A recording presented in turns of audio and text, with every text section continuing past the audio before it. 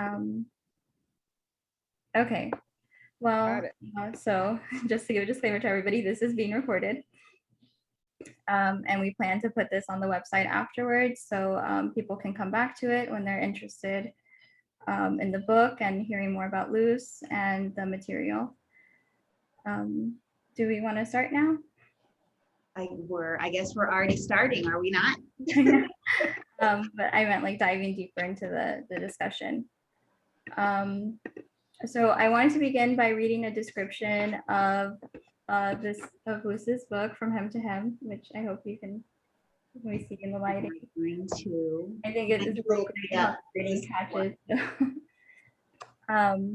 So this is a description. From Hem to Hem is a vivid and intimate collection of poetry whose subject is constantly changing. The work, composed of 3 separate collections, explores love beyond dogma and convention, and elegantly illustrates a world wherein every separation, loss, heartbreak, and death ultimately bring us back to the divine.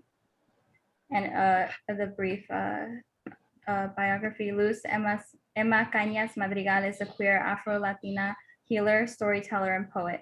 The 3 collections included From Hem to Hem, titled Impregnated with Desire, Divan of the Infidel, and Stolen Moment, are the culmination of Luz's 17-year journey on the Sufi path in the pursuit of a connection to the divine. For Luz, composing this work was much like falling in love or experiencing heartbreak, something inevitable without intention or expectation, the results of illumination. That alone is just like, wow. It is like very personal and very intimate and sensual, the writing. So I think like first and foremost, it is like a very striking book, and it has very distinctive physical design. So I wanted to know, how did you come to this? Like, what was your motivation behind it? It is very different. I've never seen like a completely white book. Well, first of all, I want to compliment you on your nails. Can you show us the book with your nails? We need to get pictures of that. Yeah, your nails are amazing. Thank you. But yes, the design. I wanted an all-white book because I've already noticed just like my own handling or like touching the book, like it's, it starts to get dirty. Or even like nail polish, like I had red nail polish on, and like when I'd grab the book out of my backpack, like it would start like getting little red streaks on here. But just because the book is white, you have to like have your hands clean. And ablutions is a part of Islam. Like before you pray, before you touch the Quran, before you go into the mosque, you have to do spiritual cleansing. It's a certain way that you wash your hands and your senses. But basically, I wanted people to put themselves in a kind of different headspace of like, receptivity, of purity, to receive it, but also to touch it.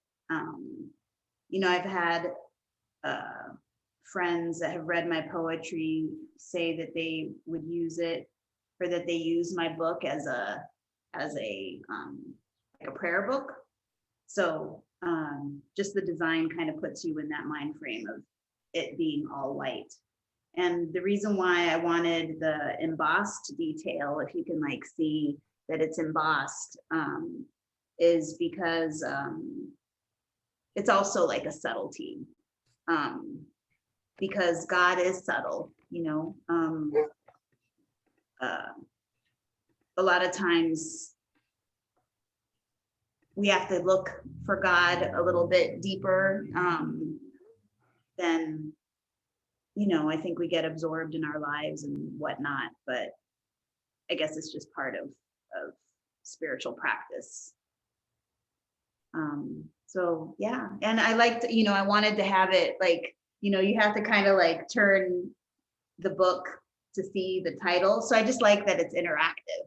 It's tactile. Like, there's the embossed part.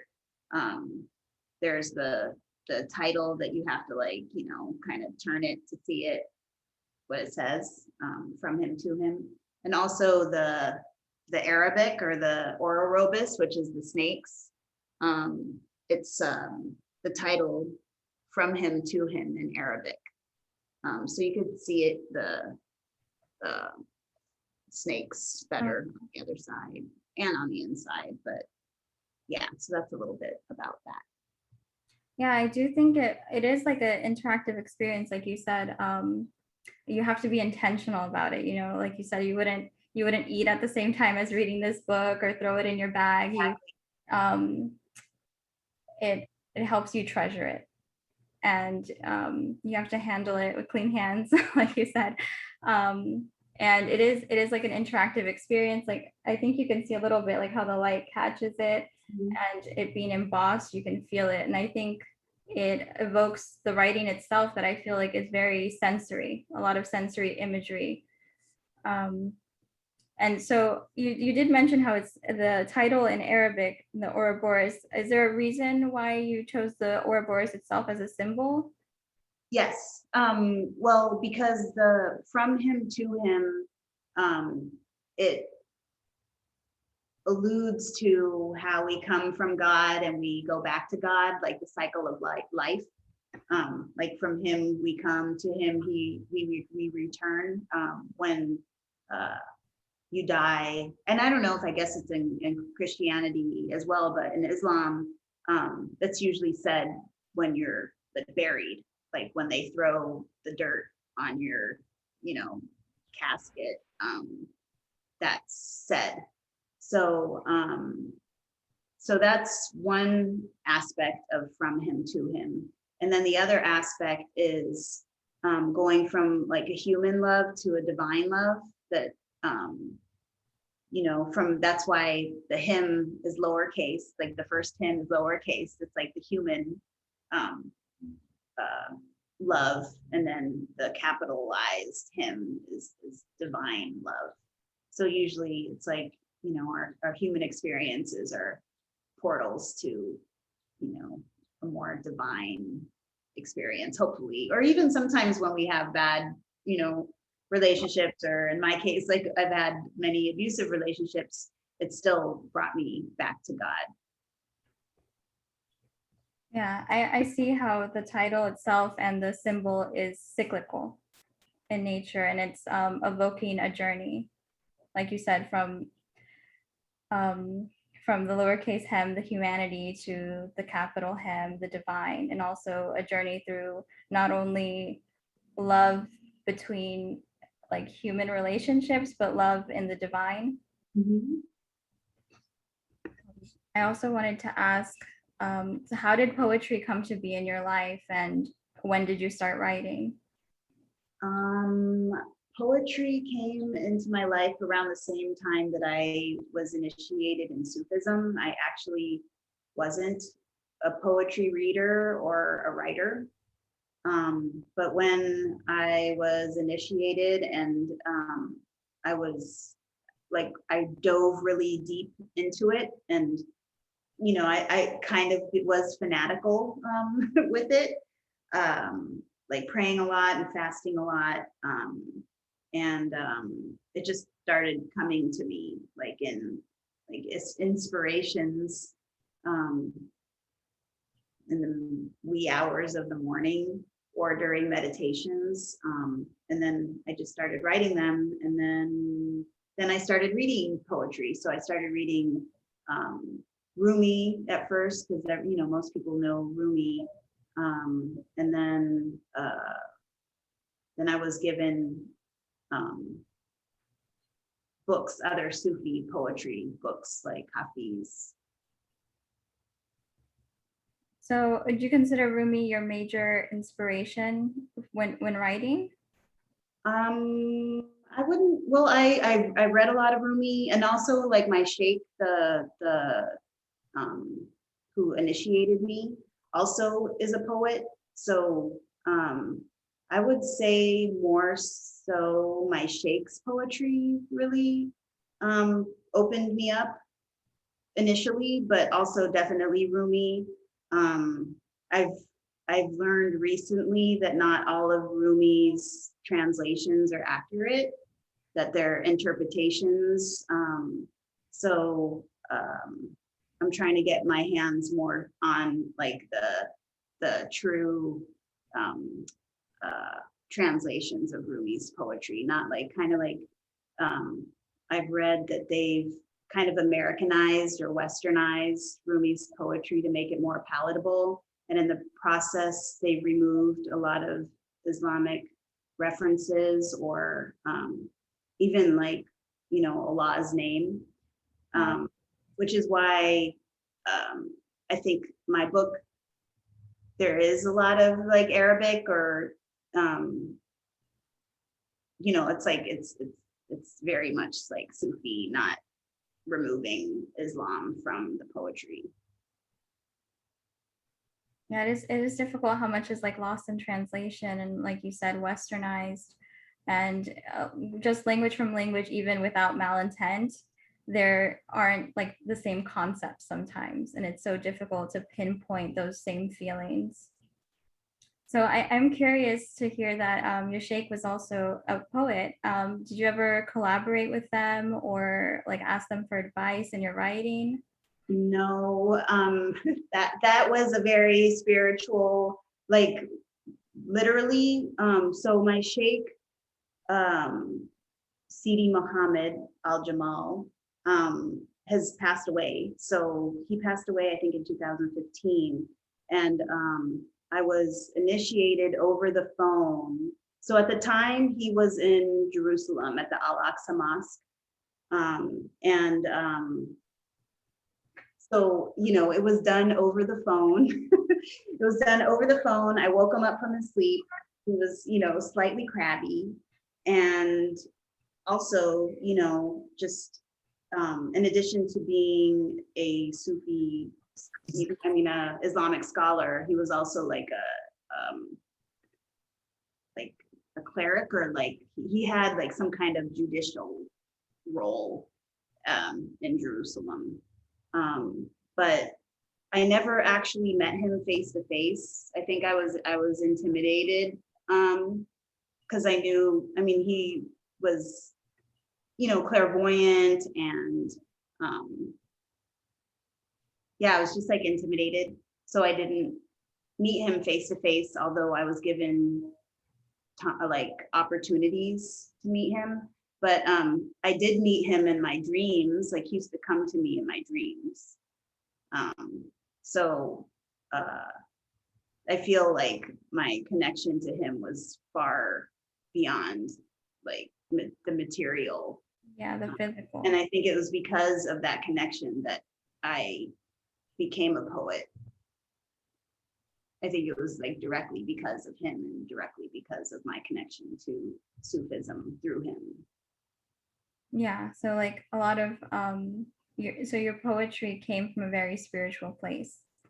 Have you ever wanted to dabble in like something different, like a different type of genre of poetry? Actually, I once wrote I guess a spoken word thing, and it was after my husband was murdered. Like I was really angry. So I wrote this spoken word piece. I performed it once and I cried like after or like during. It was very intense to be angry and cuss, you know? I mean, I cuss all the time. Those people that know me, I'm trying to cuss less, but yeah, it was just a very different experience to like do a spoken word thing. Like it's not my thing. I actually don't really like spoken word. I think it's a little like contrived at this point, or just the cadence. Anyways, I'm not a spoken word fan, but I did write one, and it's actually in my memoir. Oh, okay. Yeah. I definitely want to talk about your memoir more in a bit. So we spoke about how you came to poetry and how poetry exists in your life. I am curious about your creative process and how you write. Like, do you like to write at home? Do you write in the mornings? Do you write every day? I write the different things that I write. So poetry is something that usually comes to me like in like epiphanies, like inspirations, um, or it'll come like in a phrase. So like I'll have like an epiphany and a phrase, and then I'll like write it down, and then so sometimes they come together kind of like universes where, you know, like the different pieces get pulled together and then it becomes a poem. And then other times like it'll be a whole poem and it'll come to me like, you know, like I'll be woken out of my sleep with like an inspiration. And those different times, like depending on where I am with my life or how deeply I'm like in my spiritual life, will kind of determine how my poems come together. So if I'm like in a period of my life where I'm praying all the time, I'm fasting and I'm, you know, abstaining, you know, from like, if I'm celibate, like I'm abstaining from sex and like worldly type things, they usually come to me like, you know, as full poems, like inspirations, and they come like a lot. So it's like I get like slammed with like a whole bunch. But if I'm just like doing my worldly thing, I'm cussing and doing all the things that I do,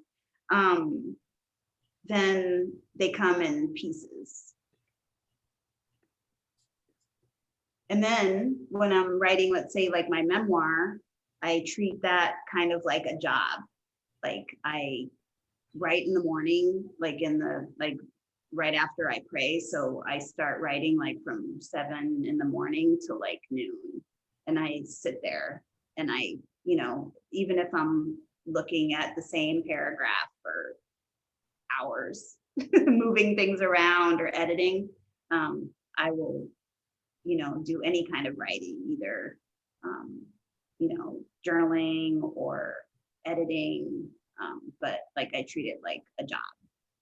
Yeah. So it's very two different ways of writing, you know, like one that's very disciplined and then one that's very like, you know, like I just wait for, you know, the inspiration to come. Yeah, definitely. I imagine that can be difficult, you know, if waiting for the inspiration to strike or the creativity to come. Yeah, yeah, it is. It's like, I think it used to, I wouldn't say bother me, but I used to feel like disconnected from God, or I used to feel like, oh, well, God's not talking to me, you know, or, you know, I'd be like, why isn't God talking to me? Like, but then God is always talking. It's just whether you hear or not. And it's a matter of like, you know, turning the dial, so that you could find that like frequency where you can hear God, like even like in a worldly existence. So, you know, I guess earlier on, I used to, you know, kind of get frustrated or feel like, you know, I wasn't hearing, you know, the messages or whatever. But now I feel that since I'm older and more seasoned, that I could like, you know, find the frequency if I need that or if I want that. Yeah, definitely. I do really love that God is always talking to us, but it's just up to us to hear and listen and interpret.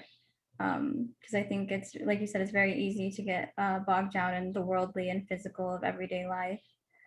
I want to know now about your editing process, because I imagine that's really difficult. Like the saying to kill your darlings, like sometimes you write something and you really like it, but it's like not working. And how do you go about, like, I guess, like fine tuning everything? Well, I think with the poetry, I've been, I guess, really blessed that there isn't too much of an editing process. Like when they come like, you know, just the way that they are in the book. Like, you know, maybe some, you know, like punctuation changes or really minor things, but the poetry like is really like a channeled thing. Whereas the like if I'm writing prose or, you know, let's say my memoir, that's like a constant like revising and rewriting and moving things around and you know, having other people look at it and give me feedback. So yeah, it's definitely harder to write, you know, like prose for me than it is for me to write poetry. So Yeah. there's a lot more of editing that goes on, like with, you know, prose, although it may not seem like it. So I know that what you said is that your poetry came to you through your divine path and Sufism and Islam. So I was curious, how did you come to Islam and Sufi specifically? Well, Islam, I came to Islam first. And that was when I was with my baby daddy. I have two adult cubs. They're too big to be called children. But so my baby daddy and I, like we had a really tumultuous relationship, and a friend of his was or is Muslim and invited us to go to the mosque. So when I did, and I heard the call to prayer for the first time, like I was like moved to tears, and I didn't like, I never really thought of Islam before. You know, I was raised Catholic, like, you know, Mexican, like raised super Catholic, went to Catholic school. So because I had like such an emotional experience, it was worth, like, I wanted to explore it more. And then the baby daddy decided to convert, and you know, I felt that if he was going to convert, that I should too, and that we should all, you know, be Muslim. So we did, and then I became more religious than he did, and then I discovered Sufism, and then I became even more like spiritual. And then we eventually split up. But that's how I got, you know, I found, I first was, I converted to Islam, and then I found Sufism like a year later. Yeah. Wow. Latinos are actually one of the biggest groups that convert to Islam in the United States. I heard, yeah, and there's actually a radical Islamic community in Chiapas. Oh, wow. Um, So I was curious, like culturally, did you feel any like conflict when you decided to convert? Like maybe with your Catholic family, or was it fine? well, okay, let's see. I think this was pre or before 9/11. So I converted, I think like a year before 9/11. So I think the height of Islamophobia hadn't really like happened just yet. So when I converted, my parents, I'm trying to think, because my sister's Jewish, so I have a very Orthodox Jewish sister. So I'm trying to remember if I converted to Islam first and then she became Jewish, or she became, no, my sister became Jewish first, and then I became Muslim. So I think my sister had kind of already, you know, prepared my parents a little bit, because she became like Orthodox. So my sister's like super, or you know, religious Jew, and then, you know, I became Muslim. But also, like, you know, my experience with Islam is like, you know, I'd say American, you know, because it's like you know, I only cover myself when I pray and when I go to the mosque. There have been times in my path where I have like worn hijab. I've tried it, but I've just kind of come to my own interpretation of it, because at the end of the day, it's like all of our relationships with God, whatever we call it, the force, whether we call the force, Allah or Hashem or Jah, whatever you call God, at the end of the day, it's like really a personal one. And it's like, I feel like I don't need to wear, like a costume. It's like, I'd rather wear fashion, I'd rather wear what I want to wear, because, my relationship's super personal. And also too, like I tend to be a confrontational person. So if, I'm wearing hijab and if people were to say something, then I'd be getting in fights all the time. And as it is, living in New York, it's like, I don't want to do that. So it's best for me and the world that I'm just, myself. And yeah. Did I answer your question? Yes, definitely. I definitely feel that all of our relationships to spirituality or God are very personal and different. So whatever works best for you. I am curious, did you write at all before you converted? What was that? Did you write at all before you converted? Just like I was always a journaler, or like, as a child, like I kept the diary. So always a journaler. So I guess, a writer. I'm trying to think when I started my blog. I have like a yoga blog. So that was after I became Sufi, I think. Yeah, because I was already practicing yoga. So yeah, I mean, I've written, but and school, college entails a lot of writing. So yeah, I guess you could say like I've been writing, since childhood. Yeah. But then your conversion really took you in a different direction and kind of like a more like intentional path of writing. Yeah. Speaking of, you said your yoga blog and doing yoga. I know you practice yoga and dance and capoeira. So I wanted to know, like, how is physical activity or like engaging in your body integral to your life, and how does that influence your writing?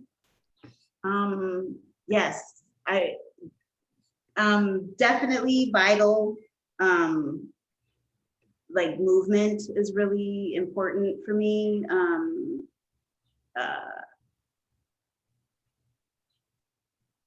Like connecting to my body and my feelings, processing them. Also kind of like exercising my demons. So like for capoeira, because it is a martial art, it's like when I practice it, it's when I feel like super powerful. And a lot of people think that capoeira, like you don't make contact with people. And the thing is that you're trying not to, but sometimes you do, and sometimes you get hit. But the whole point is to get out of the way before that happens. So it's very kind of practical when it comes to life. Like it just teaches you a lot of life lessons, like how to navigate through challenges. So that's really good for like the exercising kind of like my lower chakras, and then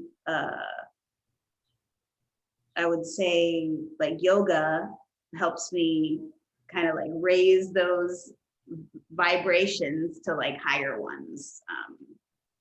And especially because I practice Kundalini yoga, which is precisely what that is. It's like the whole purpose of Kundalini is to raise your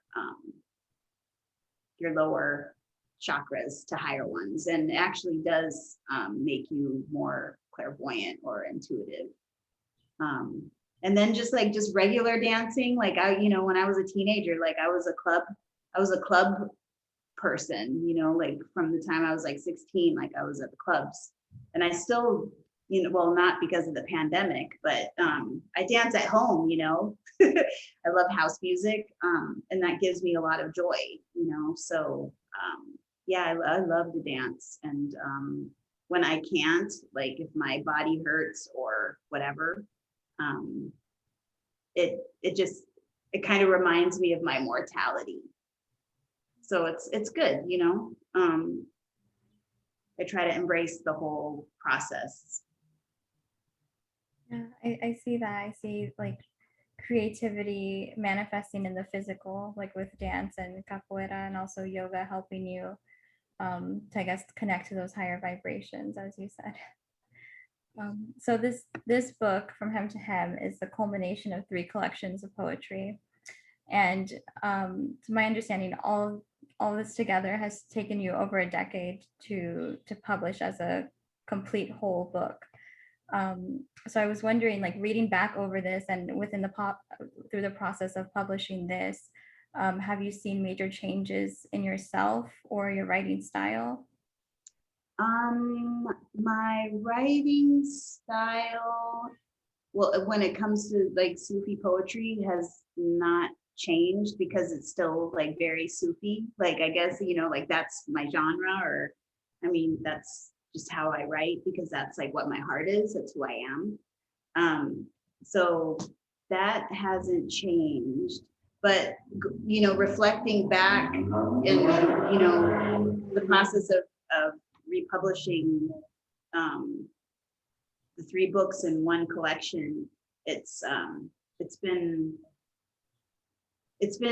I guess kind of refreshing to look back at all of that and just what I've been through, and I'm here and I'm alive and I've gone through a lot of shit, but I'm here and I'm thankful, and the book's beautiful, like it's physically beautiful, like it's aesthetically beautiful. And when I read my poetry, I don't know, I still kind of am surprised that I wrote it, like I would say that my poetry is like my highest self that I'm, I strive to be. It is who I am. But like I said before, like, I'm human, like I'm flawed, I cuss. I'm a martial artist, so I like to kick some ass. So it's who I strive to be, and I'm proud that it's in the world, and hopefully it will outlive me. Yeah, I definitely think it will. I think that is something that's so important to recognize about writing and writers themselves. Like we see books all the time, we take books home, we have fun with it for like a week or so. But for writers, it's something that you live with and like nourish for years at a time, maybe, and it's like your children. And it's really personal and holds a lot of weight. So I wanted to ask if you would like to read something. Sure. Like one You had mentioned the book. Or you had mentioned a poem, and actually, I wanted to read one of the ones that you said that you liked, and then I'll divine and like open the book to wherever it falls. But one of the poems that you picked, I thought was good, for like today. I don't know if that many people know, but I do I guess transformative justice work, like as like a therapist or a facilitator of accountability processes. For those folks that don't know, it's like part of like abolitionist type stuff. But today I got not so great news that a comrade, a student someone that I guide that's incarcerated, his parole was denied. So I was kind of sad about that for today. But this poem that you picked, I thought is good for him, and I would like to dedicate this to my comrade who's incarcerated, as words of wisdom. So it's Al Wali is one of the poems that you said that you liked. And I'm going to read it. So Al Wali means the friend in Arabic. My dear friend, I wish I could spare you despair in your heart. This is a painful but necessary lesson in your walk along the path. I know your journey. What is at hand is that you know. The path is a solitary one. On it, one walks alone. You will sense profound loneliness. This is a test of your commitment. But if you reach into the depths of your heart, you will discover the secret love, and you will feel the embrace, one like no other. Then you will hold the truth that without darkness, there will be no light. Without death, there is no life. Without loss, there is no love. Wow. And at the back of the book, there is a nifty glossary. So I'm going to read what the glossary says about Al-Wasi, the friend. So it's, no, not, is that what we said? It's not Al-Wasi, it's Al-Wali, sorry. So the friend. So friend is a friend of God, one of the 99 names of Allah, meaning the protecting friend. So yes. I'm sorry to hear about your friend, but it is a lovely poem to dedicate to them. I'm curious, where were you in your life whenever you wrote this, and like what inspired this? When I wrote that, let me think back.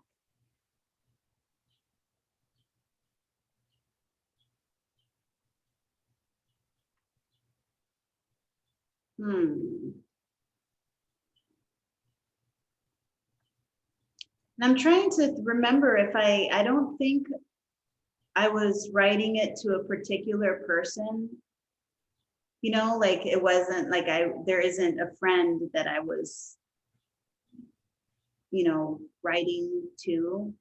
I might have been speaking to myself.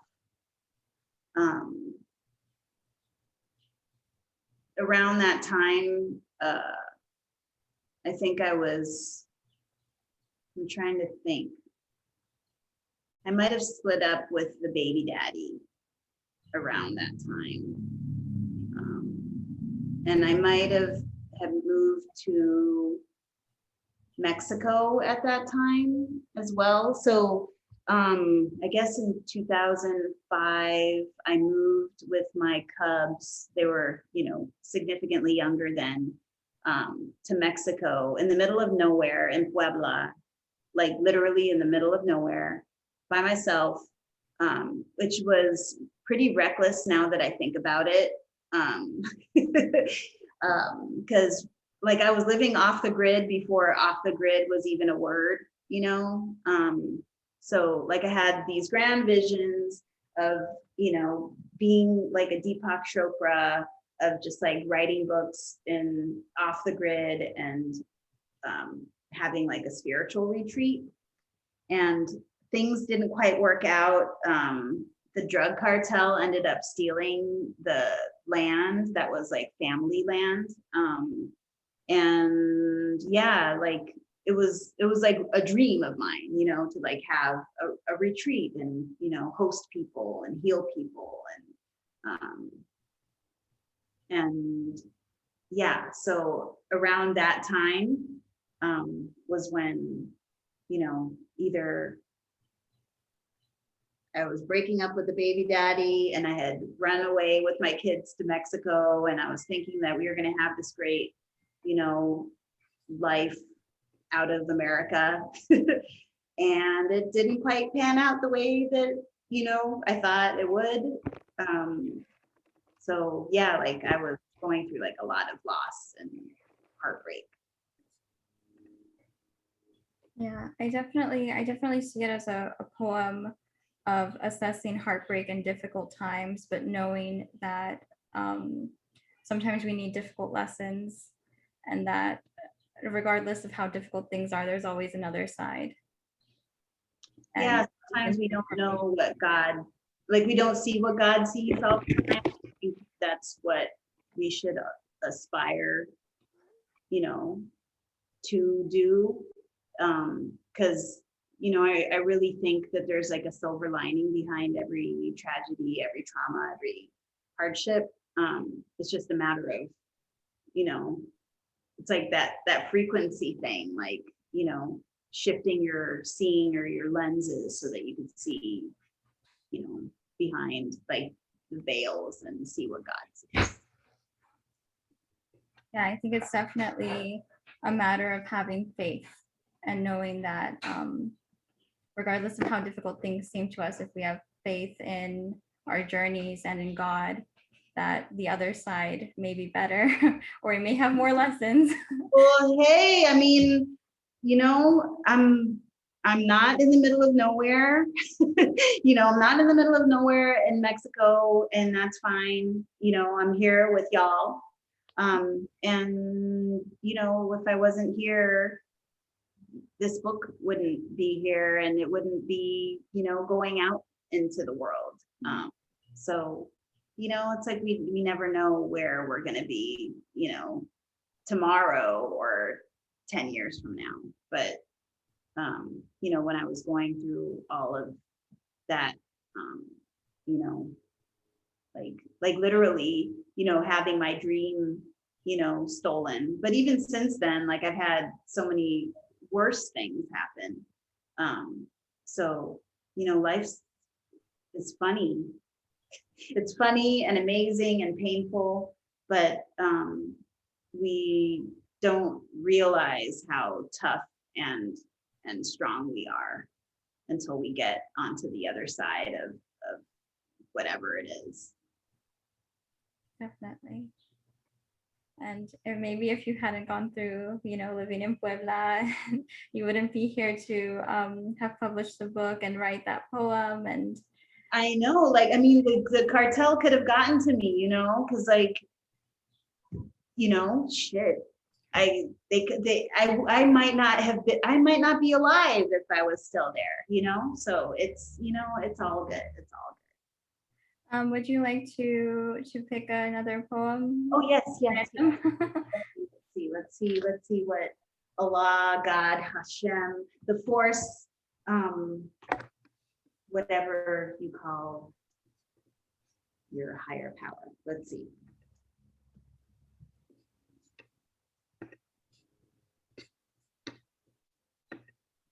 Okay, Holy Book. This one's a short and sweet one. Hold my heart as you would a holy book with your name inscribed 99 times. And that poem is the one that's featured on the back. So a little bit about that poem. So in the Quran, the name of Allah is mentioned, the different names of Allah is mentioned 99 times. So there's 99 beautiful names. That's what they're called, the beautiful names. They're different aspects of God. So yeah, who wouldn't want their heart held like it was a holy book, you know? I think too often people don't, you know, like people just treat each other horribly. Yeah. Is there a reason why you chose this one to be on the back of the book? Yes, there is a reason. I'm like, there's a reason for everything. I'm glad you asked that question. Because it goes back to the whole cleanliness and the all white and the, you know, being in a certain kind of headspace, but also having your hands clean. And like, even for those that aren't Muslim, like it kind of forces everyone to wash your hands or to like to be clean, or at least, you know, like you said, like you're not gonna put your coffee, you're not gonna set your coffee on this book because then it's gonna get a ring on it, or you're not gonna like eat it next to some spaghetti, or you know, so I, because it's like people are literally holding my heart. So because you are literally holding my heart, you are gonna have to wash your hands, and because you're gonna have to wash your hands, it's gonna like put you in a headspace of, you know, cleanliness, receptivity, which is why, like in Islam, like we do ablutions of our senses before we pray. So it's kind of, you know, it kind of encourages folks to get in that space. Yeah, definitely. And you know, it goes back to what we were talking about earlier, how books for writers, you live with it and nourish it for so many years. And like you said, it's like we're holding your heart here in this very personal body of work. Yeah. And you know, like the thing about being like a spiritual person, like it's a 24-hour, 365 day of the year thing. So, you know, it's everything. It's like it's fasting. It's you know, it's like it's praying, it's going to Juma every Friday, you know, it's a lot.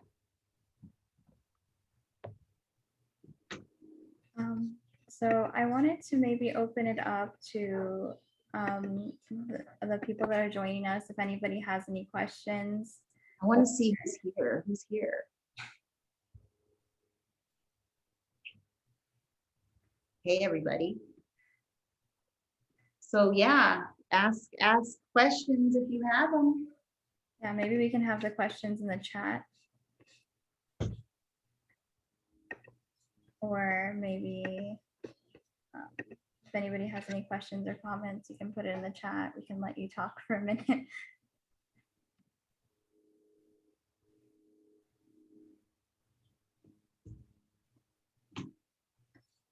Oh, so the book is available at on our website, which I can put the link here.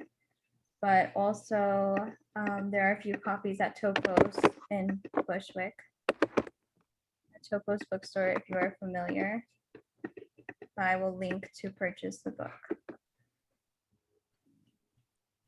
Also, Luce is selling books too.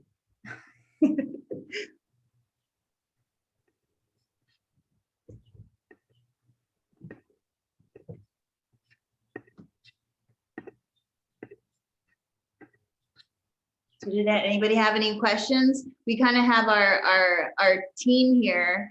Y'all heard me tell these stories before. Oh, do I have any readings? We're trying to get one happening in September, right? Right, Joey? So hopefully we can find a venue, but yeah, hopefully September. I might have one. I forgot what the date is, but I will keep people posted about readings.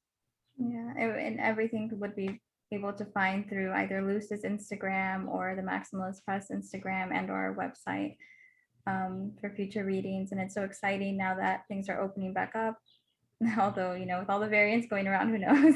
But hopefully, I know Alpha, Delta, whatever variants. I don't know. I'm still wearing my mask. Yeah, me too. So to close out, I would like to talk more about your memoir. So I know that you're in the process of self-publishing your memoir entitled Martial Love.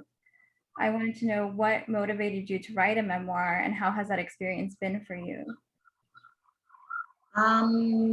So technically I'm not self-publishing because I'm publishing my friend's book, which is this. It's called Blue Eyed Dog. It's a noir novel.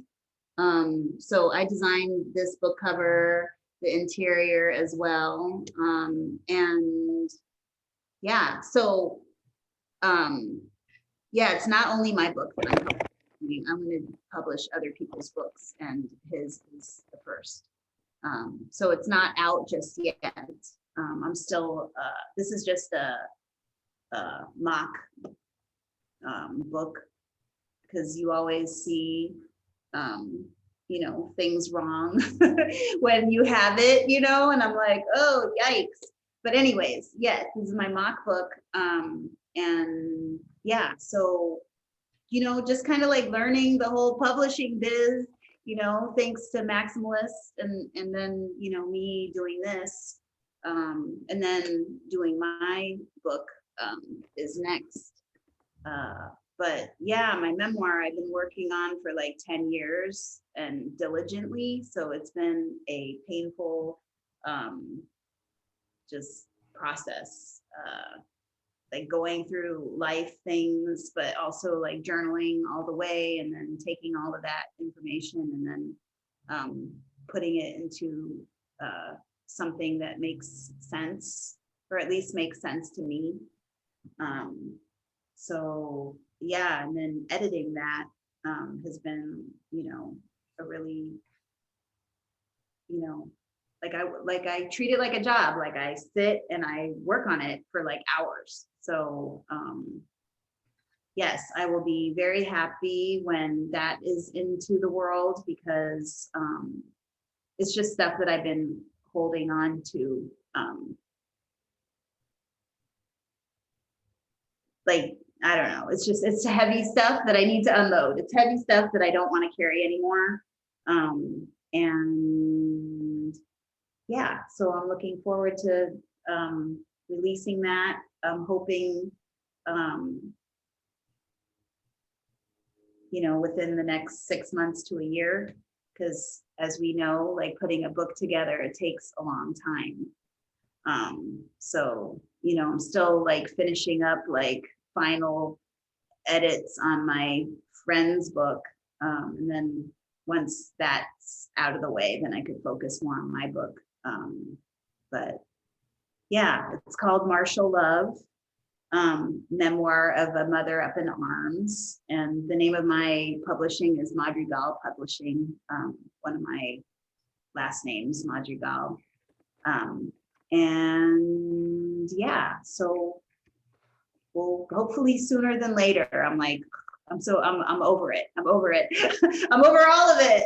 I just want to like, kind of like, you know, I think talking about the books is so much funner than the actual making of the books, right? You guys, you publishing guys, you know, it's so much funner to talk about it than to like actually put the thing together. It's tedious, but it also is fun, you know, like designing books is fun, but just like the editing and like, anyways, yes, I'm doing that. So yeah, I know that you said that writing your memoir has been more methodical and you devote certain like hours to it, like a job. And I can imagine that's really like overwhelming. Like you said, you're digging into your past and maybe uncovering some difficult things. So I understand why you feel like you need to be done with it soon. But overall, it's how has that experience been for you? Is it satisfying and you feel relieved to have done it? Yeah, like when I read it, I'm like, you know, like my story is really like hardcore. It's really hardcore. And whenever I read it, I'm like, God, like I can't believe that I survived that. Like, I don't know, there was a meme going around, you know, a little while back that says something like what I've gone through would kill you or something. Have y'all seen that meme? Like, anyways, when I reread my book, I'm like, wow, it's almost like another person. And maybe that's like PTSD. Like I could like, my brain kind of like, you know, sections things off. But whenever I do reread it, I'm like, it's crazy. But I'm here, and hopefully that will be inspiring for other people, when they read my book, hopefully they will be inspired or triggered or whatever it might do, yeah, because that's what memoirs do, right? Yeah, definitely. Either resonate, within, like other people's stories or whatever, or maybe it'll like inspire people to write their own story, because I think everybody has a story to tell. Yeah, definitely. I imagine it would be a therapeutic experience to write it, and also um, the audience will connect and resonate, and even if they haven't shared your experiences, will learn something new Yeah, and definitely. walk away with it with a personal understanding. So where could we find your memoir and your upcoming projects? I have a website. It's Madrigal Publishing. And yeah, so like I have my Publishing dot. yeah. So it's madrigal-publishing.com. I can, So yeah, I'm gonna have a launch for my friend's book, which his book is so good. I don't know if you are familiar with Walter Mosley. His book is very, like, I get excited about it the way that Walter Mosley excited me in 95. Yes, I get very excited about it. Yeah. So yes, once I get through these final editing things and glitches in the, the printing of the book. But yeah, so yeah, you can find it on my website and my Instagram. It's Luz_Emma_CANAS, Luz Emma Cañas, is my Instagram. Yeah. right. Well, thank you, Luz. I'm excited for your upcoming projects. Yes, thank you. Thank you everyone for coming, and let's, actually, since we only have two, how many folks are not part of the Maximalist team? So we have 3 folks, yes. Because I was gonna give away a book. You know what? Maybe I'll do like I'll take your name. So I see Taylor, Pedro, and who's LP? If you give us your name, like I'll drop your names in a little raffle thingy, and I'll pull a name and we can mail you one of my out of print books, which is this. So whoever, I'll send you a book. Okay, Liana, hi. And did anybody wanna like ask any questions or anything before we sign off? No? Yeah, so if anybody has any questions before we sign off, you can just put it in the chat.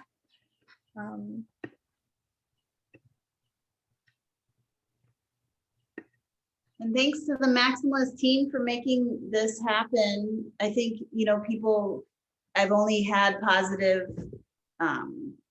people see the book and they're like, it's gorgeous. So yeah, I think we did a good job. We did a good job. Yay, team. Yeah.